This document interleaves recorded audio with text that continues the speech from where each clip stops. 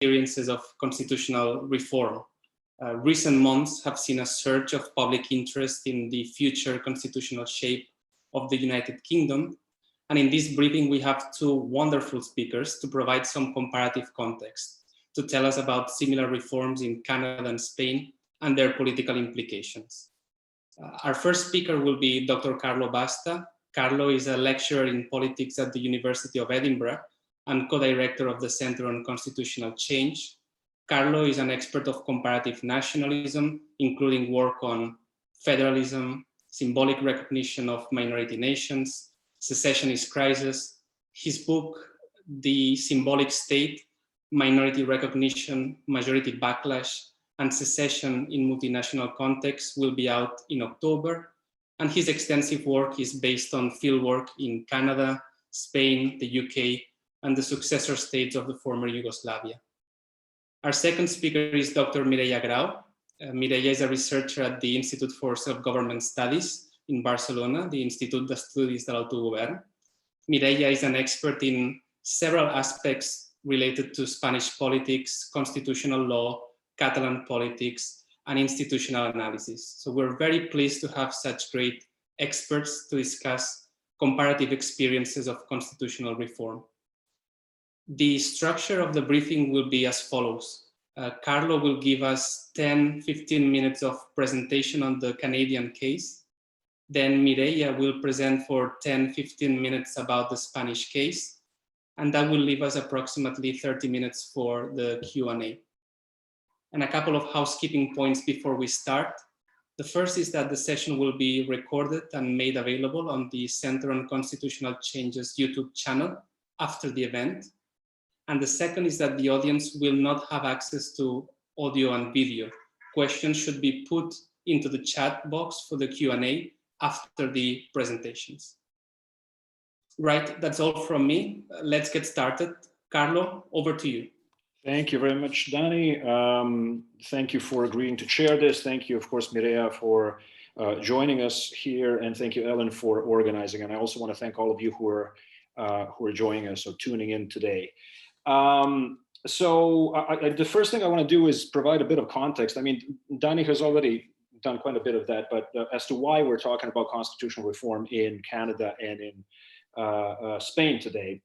So I've moved to the UK about, give or take, about a year, a little bit under a year and a half ago. And as over the past maybe 10, 12 months or so, it's been difficult.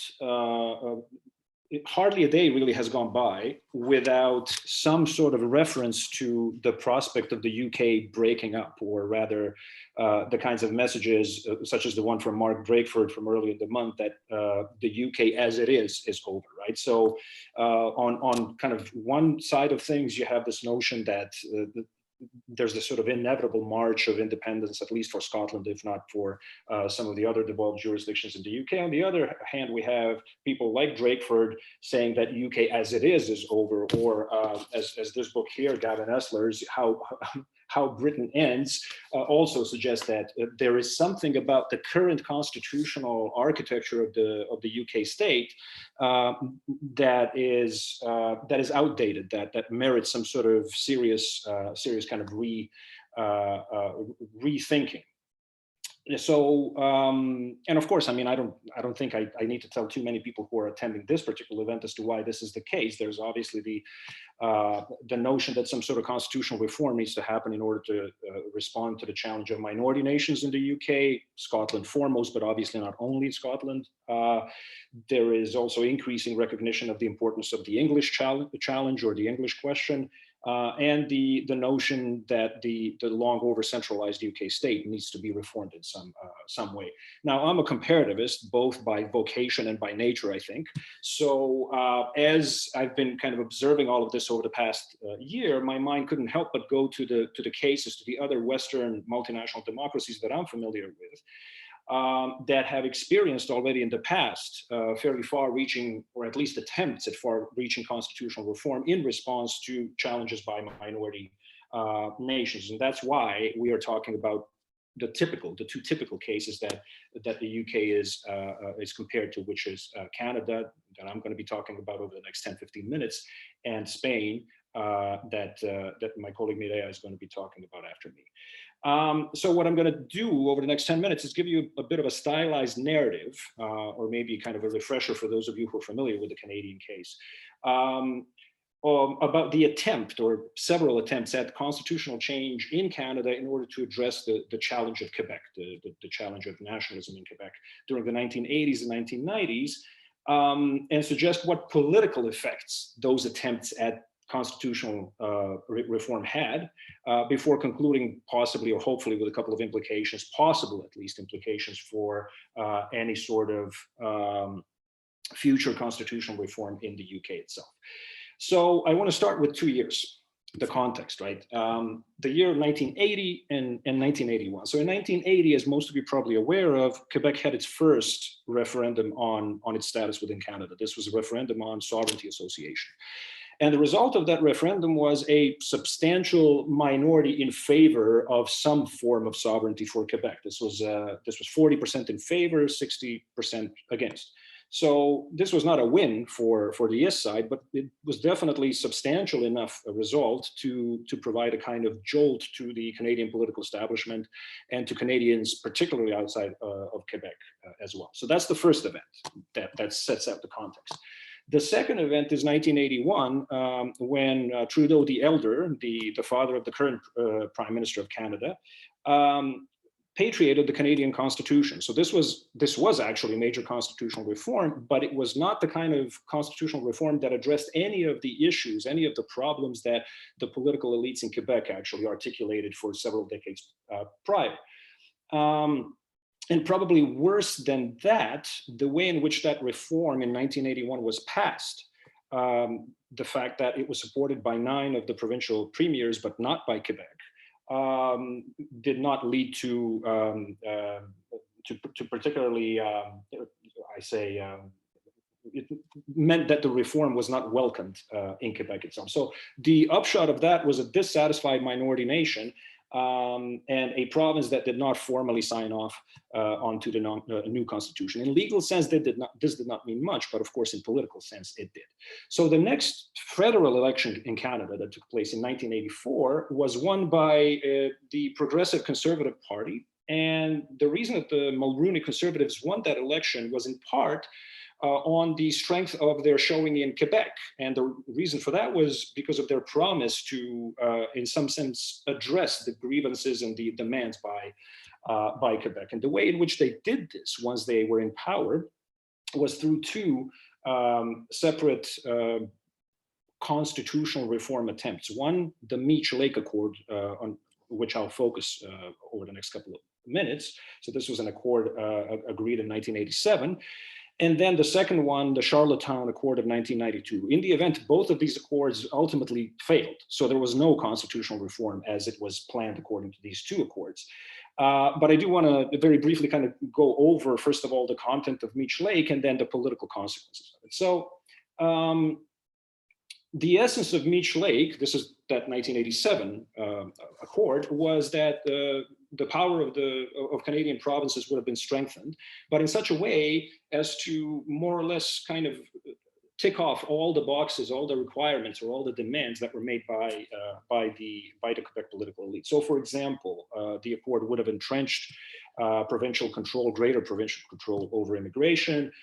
Quebec would have received or constitutional guarantee of having 3 Supreme Court justices on the Supreme Court. There were guarantees that any province that wanted to could opt out of any new federal level program with full fiscal compensation. So there are all these kind of instrumental elements, but probably the most important and certainly the most contentious part of this package was the formal constitutional recognition of Quebec as a distinct society. So for those of you familiar with Canadian politics, I don't need to go into much detail, but I'm not going to assume that everybody is. So despite the fact that this recognition of Quebec as distinct society seems maybe trivial, right, at first sight, it really amounted to constitutional recognition of Canada as a binational state or a multinational state.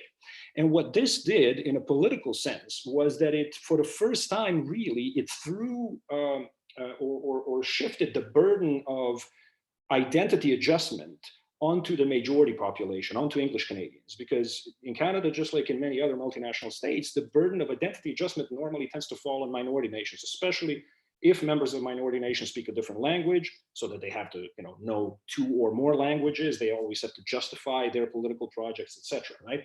This was the first time where it was the majority population that now had to reconsider the way in which they saw themselves, the political community that they belonged to, and of course their own state. What is this new Canada that is being established by this constitutional change? Long story short, this reform, this attempt to pass Meech Lake, ultimately provoked increasingly vehement reaction in Canada outside of Quebec. Right? Now, this reaction came from numerous quarters. So there was displeasure and criticism of the accord by the First Nations organizations, by women's organizations, etc. But it is clear that the core of the gathering backlash and the resentment towards Meech Lake, but particularly towards that recognition of Quebec as a distinct society, was in some sense a backlash to the notion of binational Canada, as opposed to a Canada that, despite of all its diversity, was really a nation state of a single Canadian nation. Now, how did that backlash manifest itself? Where there was increasing kind of opposition inside of the opposition Liberal Party. Pierre Elliott Trudeau, who was by this point retired, came back from retirement in this kind of grandiose fashion and stepped into the public debate about all of this, dismantling bits and pieces of Meech Lake Accord. There was opposition inside of key political parties in many of the provinces.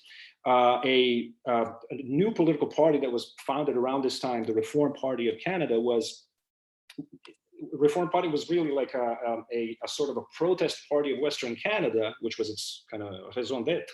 But it really made political points off of its opposition to Meech Lake, and particularly to what it presented as kind of this special status, this asymmetric special recognition for Quebec. And ultimately, what would scuttle Meech Lake would be opposition by 2 provinces, by Manitoba and Newfoundland, my former home. And so Meech Lake actually failed. It expired, in effect, in the early 1990s. So what's important about this part of the process is that both the kind of reaction to Meech Lake and the fact that it did not pass, that it failed, was in Quebec itself interpreted as a rejection of the vision of Canada as a binational state. And it was this kind of promise, this raising of hopes that Canada is going to reconstitute itself along the lines that both elites and significant part of the population in Quebec wanted, and then that being taken away, that really supercharged support for secession in Quebec in the early 1990s. So I'll give you just a few numbers. I don't have a presentation, but I do promise that Mireia does. So this is not going to be. But anyway, just a few kind of figures of comparison of the early 1990s to the 1980, the first referendum, right? So just to remind you, the first referendum, 40% of people voting in Quebec voted for sovereignty association. By 1990 to 1991, all the polls were showing, or many polls were showing, that this support for sovereignty association was as high as 65%. So that's a significant increase. Support for outright independence, right? So sovereignty association that was on the ballot in 1980 was not outright independence. We can talk about that in the Q&A if anybody wants to. But in the 1970s and in 1980, polls were showing the support for outright independence was somewhere around 20% tops. By 1990-91, there were polls showing that support for outright independence was somewhere between 40 and 50%, right? So you have this groundswell of support for either some form of sovereignty or outright independence that radicalizes politics inside of Quebec and ultimately leads to the 1995 referendum on the province's status. And this one, as many of you I'm sure know, came far closer than the 1980 affair to taking Quebec out of Canada. It was a matter of several tens of thousands of votes, so 49 to 51%. Now, what's the point of all of this? What's the take-home point? I want to make kind of three broad points. The first is that trying major constitutional reform, or attempting to kind of pass major constitutional changes in response to challenges of minority nationalism, and then failing to deliver, is probably politically worse than not trying at all. But now, keep in mind, I'm not saying that these kinds of root and branch constitutional changes should not be attempted. They have their place, and I think there's good reason for arguing that something like this is actually necessary in the UK, for instance, right? But I think there should be awareness of the potential political consequences of offering something substantial and then taking it back. The second point that I wish to make is that the key obstacle to this major constitutional change is likely to be the prospect of majority resentment, to having basically to change the entire kind of political system and even self-perception, right? And the very identity that majority populations kind of subscribe to. Now, that resentment is likely to materialize in some quarters of the majority population one way or another. And I think there's quite a bit of work over the past decade, I would say, and I just got this book by my colleague Elsa Henderson and Richard Wynne-Jones on Englishness that seems to suggest this kind of rise in kind of resentment among the English towards the devolution settlement. But at any rate, I mean, there's always going to be some resentment. But this leads me to my third point, which is that majority resentment only matters if it is politicized and converted into backlash by major political actors, so statewide, key statewide political parties. So that's why I would argue that if there is to be successful reform that doesn't backfire, there ought to be as broad-based a buy-in from statewide political actors as possible. Now, of course, you can never guarantee this, but I do wish to say that and this is something that the idea that I've been toying with over the past maybe several months is that it is probably far better that this kind of a far-reaching constitutional change be conducted by that political party, or those political parties, statewide political parties that are normally seen as sort of the guarantors or protectors of state integrity, of territorial integrity. If these parties are in opposition during these kinds of reforms, they will find it far too tempting to politicize this process and to politicize this resentment, the majority resentment. So to kind of concretize that, and I think I'm guessing some of you see where I'm going with this, and this might kind of appear as a preposterous idea. I would say that if, let's say, in the next UK election, Labour manages to get into power somehow, in part on the promise of constitutional reform, I would be worried about the kind of political capital that the UK Conservative Party would try to make out of that reform. So I would say, in principle, actually, from the pure perspective of kind of state integrity, it would probably be a better idea to have the UK Conservative Party run this kind of a constitutional reform than the Labour Party. I'm, of course, obviously well aware of just how unlikely that is to happen, but this is sort of a conclusion that I'm making, that I'm drawing from the experience, the Canadian experience that I just narrated for you. So on this note, I'll basically bring it to a close and over to Mireia. Thank you very much. Thank you, Karlo. That's a really helpful analysis of the attempts of constitutional reform in Canada. Particularly interesting your focus on the majority perspective and the insight that failure to deliver minority recognition may result in majority resentment. Thanks a lot. I'm going to ask Mireia now to tell us about the other case, Spain. So Mireia, over to you. Quan vulguis.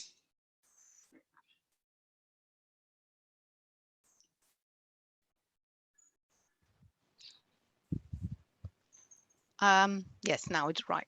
Okay, so thank you to everybody for coming, and thank you for inviting me to this presentation. I always like to come to Scotland, so even if it's at distance, I'm very happy and thrilled. So I'm going to try to share my presentation. All right. I hope it's all right. Okay, so well, when Karlo invited me to talk about the politics of constitutional reform, in his message itself, he said, well, in your case, we're not talking about constitutional reform, but some kind of institutional reforms, because he was referring to the reforms in the early 2000s on the different autonomous community institutes of autonomy. So my presentation will be going around this point about how much these political reform, institutional reforms, which most of them failed, are a key issue for understanding secession. The title of my presentation is about institutional reform and secession in Spain, and introducing this idea of taming versus promoting the diversity, which will be my main conclusion. The politics of institutional reforms in Catalonia. As I said, in the early 2000s, up to 2006, there was the process of reforming, proposing all the draft for reforming the Catalan Institute of Autonomy. So far, up to the early 2000s, we had the Institute voted in 79, and it had been worked.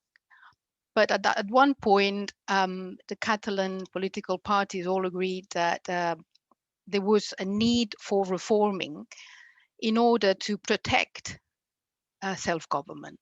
That was basically the most strategic point in this Catalan Institute of Autonomy, although there were other issues that probably were more interesting for the media and for the citizens, like whether Catalunya is a nation and should be included in a normative text.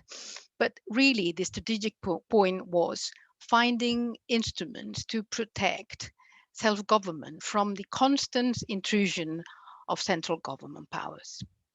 So during all this process, which was long and energetic, and at least in Catalonia was seen as an instrument to go ahead on the need to accommodate Catalonia within Spain, keeping the two parts of self-government, I mean, the protection of self-government as policy diversity, but at the same time protecting the Catalan identity and culture. At this point, there was this long process that was in the Catalan Parliament, then at the Congress in Spain, then a referendum, so direct democracy as well. And then after the end of the process, the Conservative Party, the PP, just brought the text, the Institute, to the Constitutional Court. For 4 years, the Catalan society and the Catalan political parties and elites were waiting for the decision.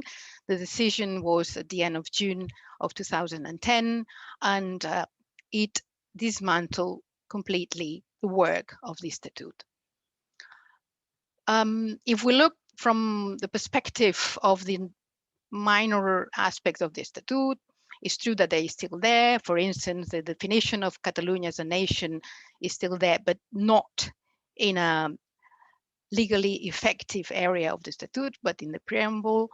But the structure that was addressed to create a barrier between the Catalan self-government and the intrusions through the legislative acts of the central government was completely removed.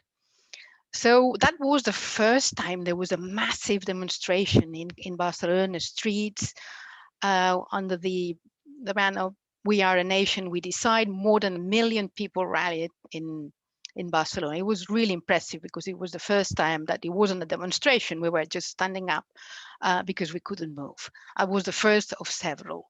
It's true that after that, secessionists rocketed, but as well it stabilized. If we see these two figures, the processionist electoral support between 2010 and 2021, you can see this one, the first in 2006. You can see the number, the year, but this is 2006, so before the ruling of the court, how it goes whoop up to 47, 48, and it keeps more or less stable. And in this area here, I just shown the turnout. So to see that more or less independently on the turnout, the level of support to political parties that explicitly support independence was stable and almost 50%. On the other graph, you see the composition of the parliament. So the number of seats, the percentage of seats that went to political parties that again explicitly supported independence. So you see how it rocketed from 2010 to 2012 and more or less kept a similar trend. If we look at the preferences of people, I mean, not just the vote, but what they think that Catalunya should be, you see the evolution of this line here, the center one, which is whether Catalunya should be an independent state. In the early 2006, it was 50%. It went up to 40 something, 44%, 48% in just before all the independentist process, and it kept in quite high levels, while the preference for status quo went from quite high rates, more than 30%, to an unstable 20 something. So this is first the idea. It's true. This, whether it's a cause effect, that's, well, I can't say, but it's clear that after the ruling of the Constitutional Court, the Catalan society reacted increasingly supporting the political parties that they were explicitly looking for the Catalan independence, and also from the perspective of people, which kind of relation should Catalonia have to be with Spain. But this would be just focusing on Catalonia, and this is part of the problem. If we only look at what happened in Catalonia, we're going to have a partial vision, because in the next graphs, this is a general view, and that's where we will see that the problem is. The perceptions about the Catalan self-government in 2019, we have divided in the perceptions that the Catalans have and what the rest of Spain thinks about this self-government. As you see, there are opposite perceptions. I mean, in Catalonia, the people who think that the level of self-government is far too much, it doesn't reach 10%. In the rest of Spain, is more than 50%. In Catalonia, 62% think that the level of self-government is not enough. And in the rest of Spain, 12%, only 12% think that it's too little. So if you see, I mean, even if there is a problem, Catalonia relating to Spain, it's also a problem of Spain relating to Catalonia.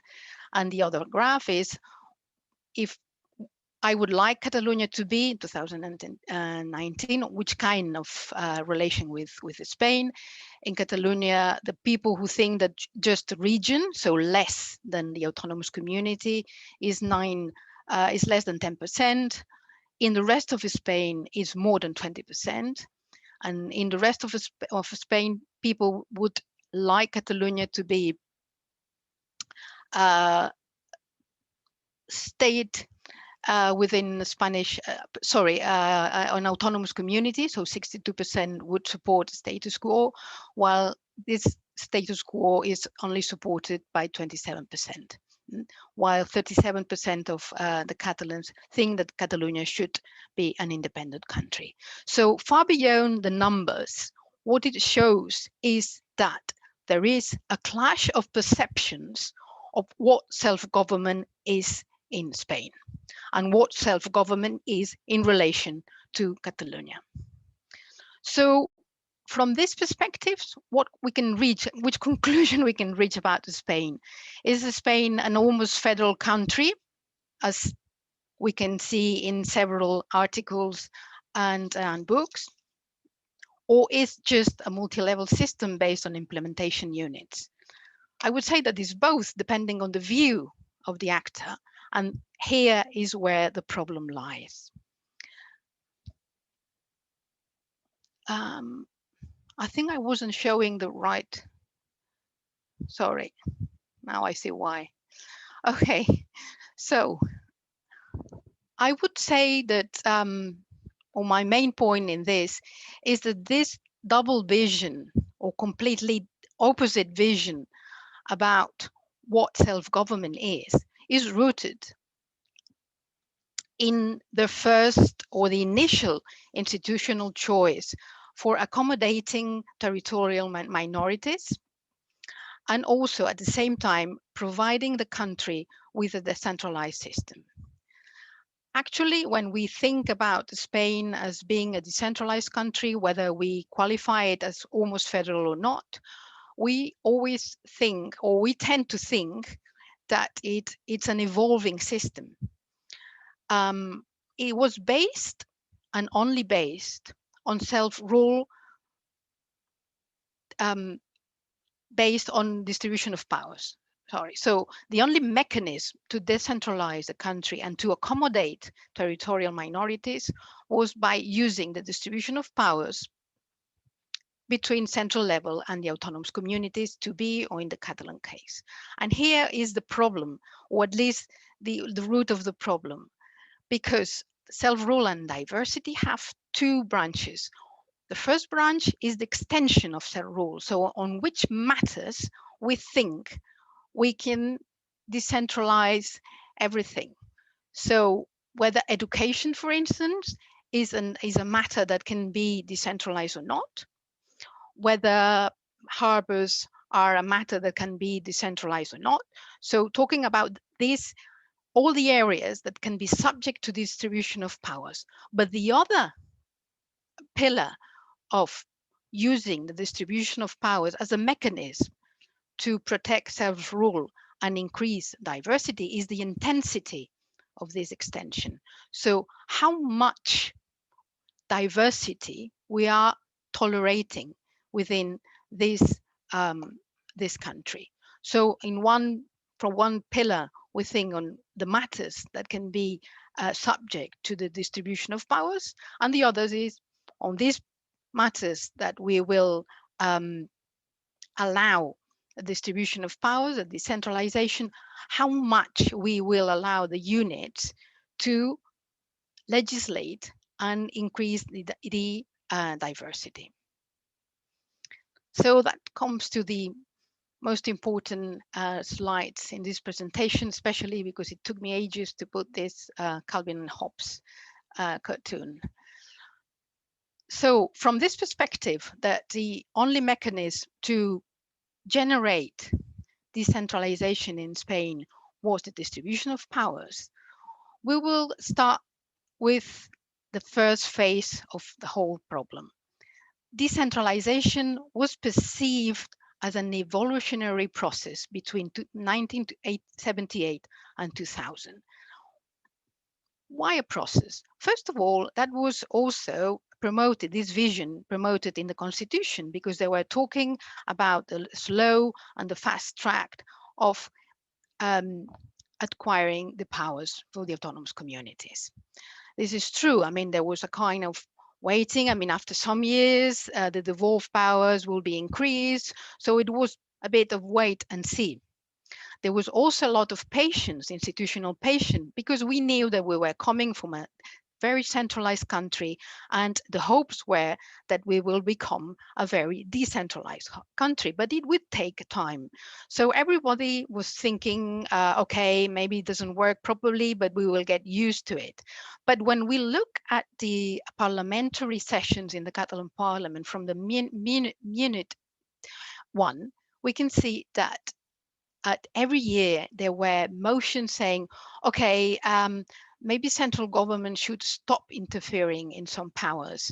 And this was again and again and again, motions, parliamentary motions, denouncing the intrusion of central powers into the autonomous communities' competences. This process was a process of taming diversity. While we were waiting for Spain to become more and more centralized, central powers and the statewide political powers were trying to avoid the dispersion or the intensity of diversity. How? First of all, as you know, decentralization was thought to accommodate the Basques, the Catalan, and the Galicians, but then it was spread to the whole country. It's clear that the diversity in terms of territorial minority was erased from the context. Taming diversity, why? Because there were several agreements between statewide political parties in order to standardize the organization of the autonomous communities, the electoral calendars, and everything. So there was an effort to stop and tame this diversity that in principle the system seemed to be developing. So after a while, after quite a long time, one could ask, a process evolving into what?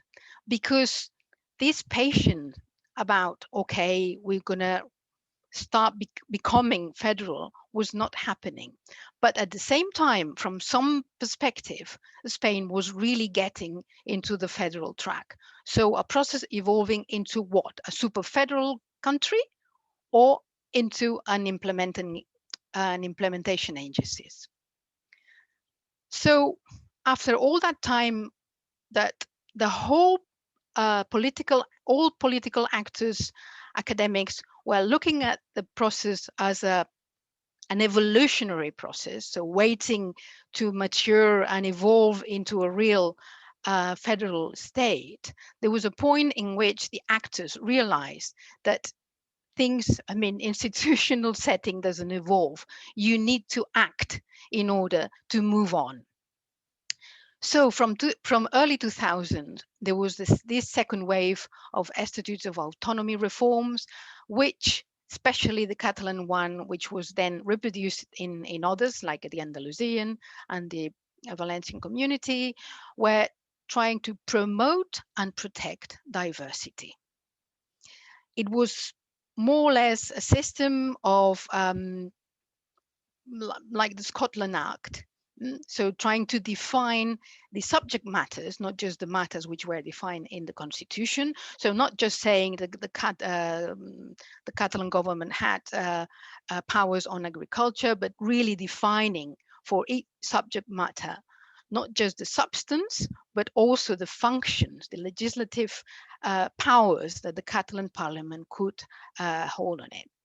Okay, so that was the whole process, looking at all the constitutional court cases over the years that had been defining all that. But doing that, both perspectives realize of each other. So the process of reform of the autonomous community, of the statutes of the autonomous communities led by the Catalan ones, unveil the real meaning of decentralization. It was quite striking to check on some surveys that they were asking citizens all over Spain what did they think about the reform of the Catalan Institute, say that it was establishing the right to use Catalan in the public administration. That wasn't in the reform of 2006. It was already in 79. So suddenly people like, woof, that's decentralization, really? That's so for once it was too little. For others was far too much. Of course, then the economic crisis hit the country in the way that economic crisis or big crisis hit most federal and decentralized states, which means a recentralization process. This recentralization process to cope with the crisis was not just taming, but erasing diversity. I mean, the number of decrees, organic laws, ordinary laws that were absorbing the powers of the autonomous communities was huge. So then what? As Calvin said, do you believe in fate? Was an inevitable crash? Well, 2010, as I started, it was an inflection point. Yes, it was. It made evident that long-term and very unbalanced and low intense tensions up to that point, that tension between these two opposite directions regarding decentralization. Why unbalanced? Because clearly central government is in a power position, is in a superior power position. The Spanish decentralized system can be defined as a diversity-averse system. It's a system that, although through the distribution of powers on paper seems to promote diversity, then it has several mechanisms that attract the powers towards central government.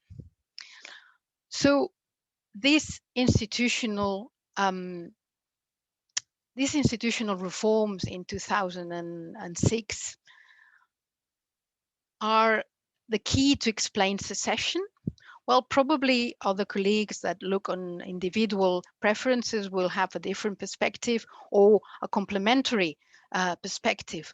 But what I will tend to say is these institutional reforms cannot be seen as the cause.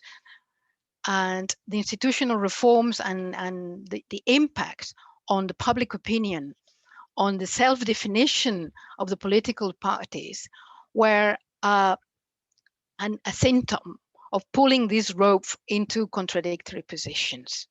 So this is basically, I think, the problem we have with any institutional reform that tries to accommodate the territorial minorities in Spain, that we depart from absolutely diverging perspective.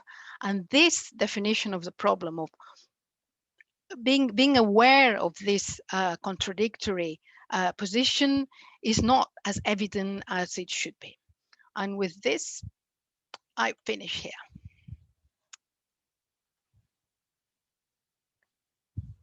Thank you.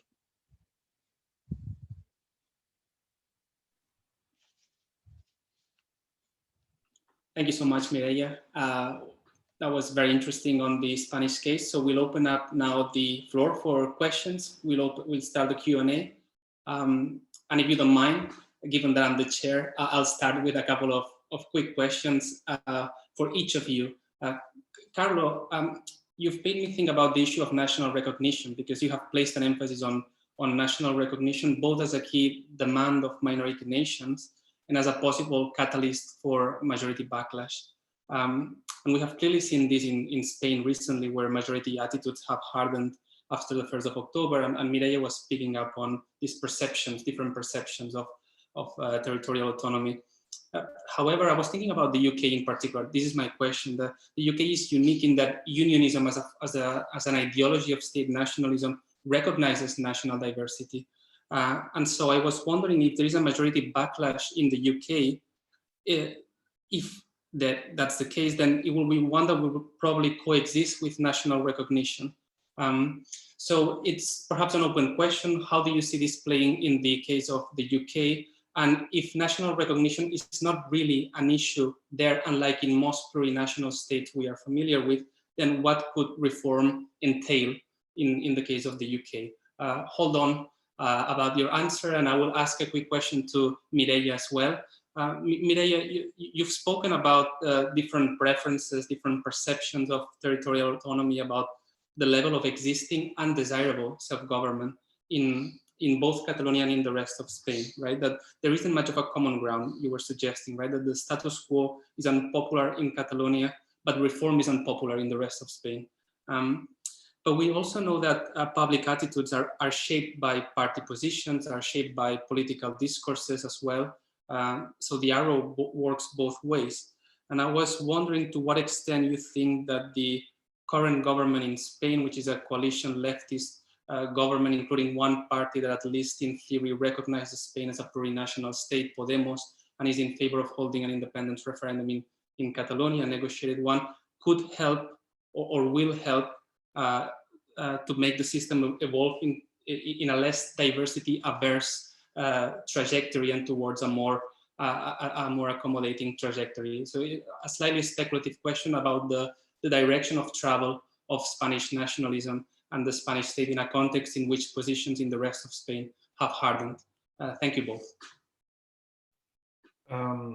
So thank you for the question. I have to apologize. You'll see my background's a little bit different. My neighbors are drilling the wall in the previous room. So anyway, look, great question. I mean, and this is precisely the kind of issue. So there is something unique about the UK if you compare it to these two. And a number of other multinational states, I would say, right? So as you said, unionism already kind of, it's almost genetically, right, multinational in a sense, although it's far more complex for that kind of generalization.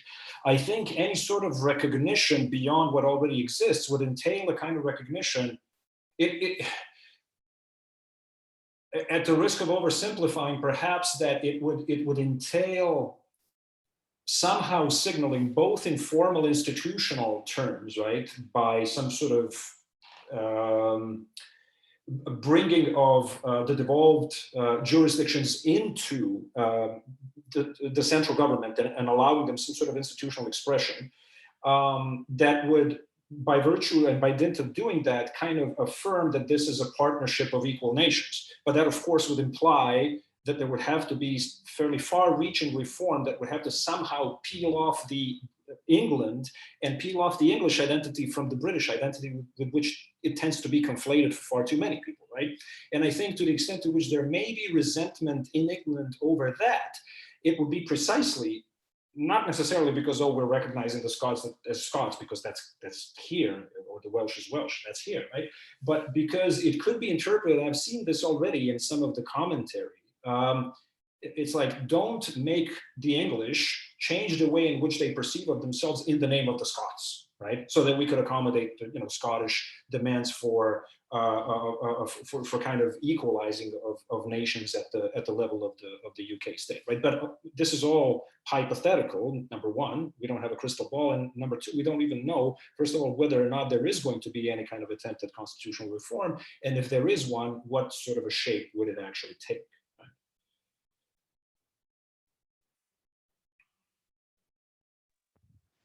Okay. First of all, I apologize. I didn't realize I wasn't showing my presentation properly. It took me a while. I mean, I was concentrated, so sorry. And as for your question, and Danny, well, I mean, one of the problems that, or one of the roots of the problems of these two different perceptions about self-government is that for more than 20, 30 years, I can't count. I mean, well, with the socialist government in the central level, this taming diversity is inherent when you look at from the perspective of equality. So it's very difficult to join the two ideas together. And also, sometimes we have difficulties in distinguishing which is your policy preference, and the other is that in a federal state, you like it or not, the responses, the policy outputs of the units is what it is. Policy diversity is the essence of federalism. So in the case in Spain, this ideological debate and the idea of equality have been mixed. So what's the novelty, or what's the new aspect with Podemos? Podemos really defines Spain as a plurinational state. So although they have the same problems as a socialist in adjusting into their soul, really, diversity with equality, the idea of plurinationalism, the idea that federalism is not just about distribution of powers, independently on whether you want a very extended or very not very intense distribution of powers. The idea of defining a country as a plurinational brings something that was erased from the very beginning, the protection of self-government as an instrument to accommodate territorial minorities. The problem is that Podemos is a minority in a minority government. So, and at the same time, I don't know whether when they specify, when the problems are defined so clearly, they produce sometimes reactions. This is what I said before, when they were asking Spanish citizens what they thought about the new Catalan Institute, establishing that speaking Catalan to the public administration was a right, when that was a right recognized in 79. So people suddenly start realizing things that they didn't, or they see it from a perspective that is not. So I don't know. I mean, having Podemos in the government is better for accommodating territorial minorities. I'm not sure, given this opposite reaction that it can create, but clearly has defined for the first time a problem. Yep, thank you so much, Karlo and Mireia, for your answers.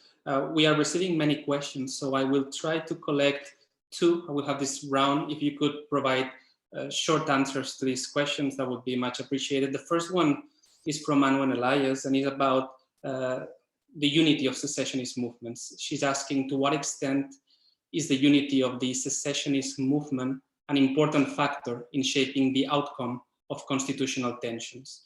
And she's mentioning the clear contrast between Scotland and Catalonia in this respect. And she asks whether this conditions the response of majority nationalism. So this question focuses more on the sub-state perspective and the extent to which it's united.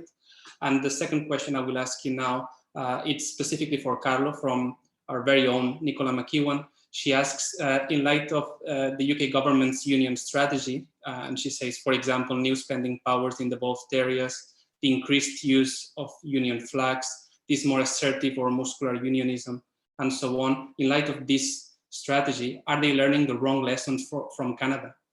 And relatedly, how much, if at all, do actions of federal governments, the federal government explain the decline in support for Quebec sovereignty or Quebec independence?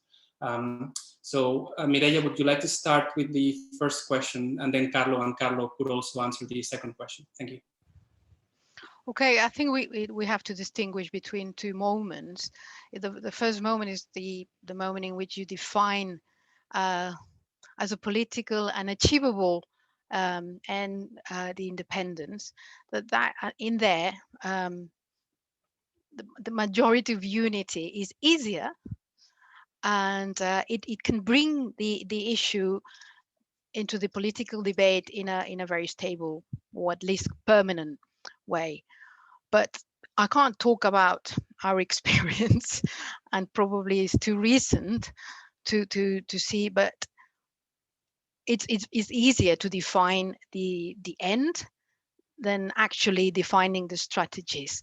And having defined, or having gone through the process of 2017, which there was a unity of action, but it was based on an absolute unknowledge of what would happen. It's clear that as humans, we agree more on the what than on the how. And the how is always likely to produce this unity, and especially in our case, given the consequences we have gone through. I hope you don't mind if I tackle that question as well. I mean, I've been kind of harping, and please, both of you, I'm curious to what you think about this, because I may be misinterpreting this, but I remember kind of following the process in Catalonia, basically from 2009, right? And in some cases prior to that, all the way until 2017. And I remember as late as the spring of 2017, that there were people inside of Esquerra, inside of, was it Convergencia then at that point still? I can't remember actually, yeah. So inside of the pro-independence parties in Catalonia, attempts to backtrack, to kind of step away from the brink and not to go in the direction of unilateral referendum, to say nothing of unilateral declaration of independence, right? So this is one thing that really kind of, so when people are talking about the Scottish issue now, tweeting about it, etc., there's this assumption as if the pro-independence forces in the Catalan parliament in 2017 actually wanted that outcome. And I would argue that it's an outcome that was a combination precisely of the fragmentation of the movement, first of all, between the different political parties. So we're talking about at least 3 political parties, right? Then within those political parties, there were different factions, especially I would say within, again, Convergencia, provisionally speaking, because I still can't remember when they actually shifted. And then, of course, there was the civil society. There was the secession of civil society that was there, in a sense, basically kind of policing the behavior of political parties. Don't you dare kind of pull back from the brink, because in that case, right? So I think this is a critical explanation for that particular outcome that I don't think was actually sought after. And we saw, like, the next day, basically on the 27th of October, what the result of that was, right? The fact that half of the cabinet basically fled the country and half the cabinet found itself in prison. So I think that's a very, very important factor for Catalonia. And I think it's also an important factor here in Scotland, because what I think ideally would have been the case for the more continuous segments of the political elite in Catalonia would have been to keep extending the horizon. That's something that I think the SNP is in a position to do, because it does not have a competitor kind of to look over its shoulder to, and to be told, well, actually, hang on a second. Now, of course, there are kind of pressures within the SNP from the grassroots and certain factions in the SNP for things to be kind of radicalized, perhaps. But I don't think it's nearly as serious as what was the case in Catalonia. Right? As for Nicola's question, yeah. So I think the real question is I wonder if anybody in the UK government is actually familiar with the Canadian experiences. I hope they are, and if they're looking at them.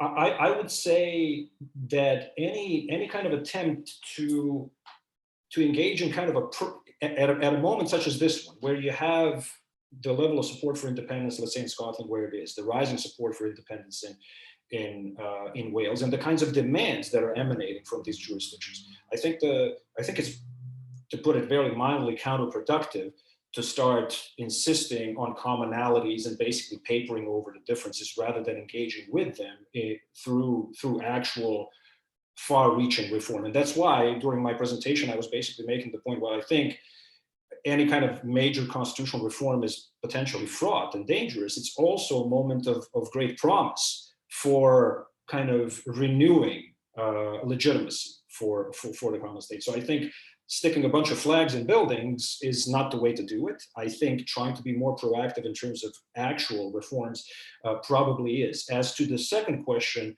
do actions of federal government explain the decline in support of Quebec's sovereignty?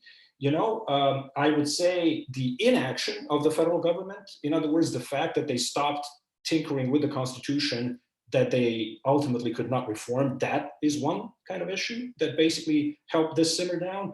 And the other one is basically a side effect. I think from 95 onwards, you have successive governments of Canada that are increasingly less interventionist, right? So neoliberalism comes to Canada in 1995, basically, with the CHST, with the cut in social and health transfers to the provinces, and government, this federal government, basically stepping back and saying, you know what, here, we're going to give you less money, but you can do whatever you want with that money, and we're going to interfere less. So I think, in a way, as kind of a side effect of a relatively unrelated kind of issue of governance, there were fewer problems or issues over which governments of Quebec would clash with governments of Canada, and less stuff to kind of conflict about. And the last time there was an actual jump in support for independence in Quebec was, of course, as a consequence of the sponsorship scandal, which was itself a product of the attempt of the federal government to brand everything with a Canadian flag in Quebec,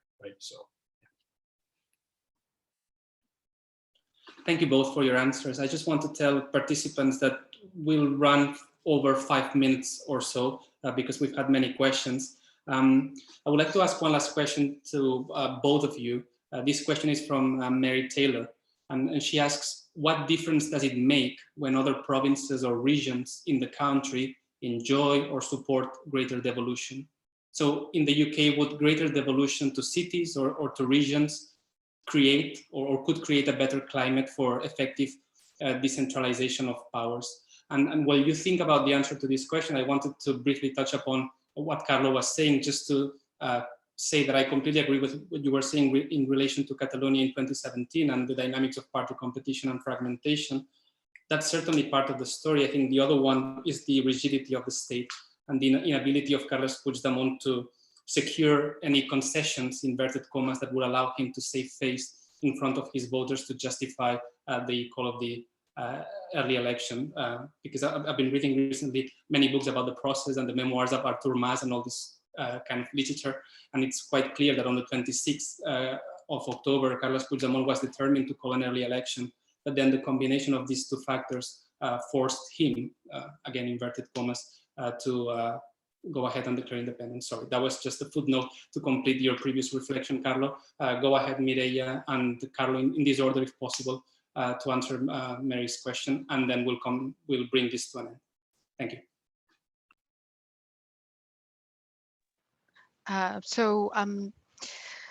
Well, more than thinking about greater powers, I think the point will make the difference is what you understand and why you want to have greater powers. So there was this movement in Spain of all the autonomous communities looking at what Catalunya, Andalusia, and the Basque Country and Galicia had, and they requesting for more powers, more powers. That's a wrong or is not the answer, because when there was the moment of unveiling the real nature of what decentralization was, some autonomous communities, I mean, some of the leaders of the autonomous communities, if they they would have redevolved the powers. First, because the idea of the economic efficiency, the political efficiency, and then of the responsibility of dealing with all these issues. So I can't see, or at least in Spain, this happening. First, because the other case that could be there is the Basque Country, but they have such an asymmetry with respect of the other autonomous communities and with respect of Catalonia, because they have their own fiscal and financing power system. So it's in another planet. That's why, I mean, in my perspective, they've been so quiet so far, because they have something that, I mean, they have the economic power. So they just there waiting and expecting that it's not touched by this movement of rethinking what the Spanish decentralization system should be. So I'm not sure about more regions asking for more powers in the light of the Spanish case is a necessary condition for spreading it and helping to accommodate the diversity. Yeah, so I think my answer intersects in part with what Mireia was just saying. I think there is, let's say, potential if there are demands from other parts of the country for, let's call it reconstitution of the multi-level bargain, right? That there is potential for some sort of temporary alliance depending on the quality of what ultimately emerges. But I think Mireia is right. I would distinguish between decentralization and differentiation, and that was something that was there in Mireia's presentation as well for Spain, right? So it wasn't just that Catalonia wanted decentralization of power, but there was also this notion, well, you know, there's something special and different about Catalonia. Catalonia is not just another territorial unit of Spain, which is kind of similar to what you see in kind of Quebec, right? So if you could have demands for decentralization from other parts of the country, but those demands could be accompanied by sort of insistence on, I suppose, what was called in Spain café para todos, right? Like this equalization and symmetrization. That sure, you know, there should be more, but there should be more for everybody in exactly the same kind of way, right? So then the question becomes: does that really satisfy the demands of the minority nation, or does it actually trample them in some way? Is there any way of reconciling those two visions, and how you could actually do that? And I think what Mireia was talking about towards, I think it was in response to one of the questions, there was this kind of the reforms of this nature have a tendency to make things clearer that were ambiguous previously. And the ambiguity can actually be useful for coexistence. Once you remove the ambiguity, and if what is left are completely irreconcilable visions, then it's a very, very difficult kind of thing to patch back together.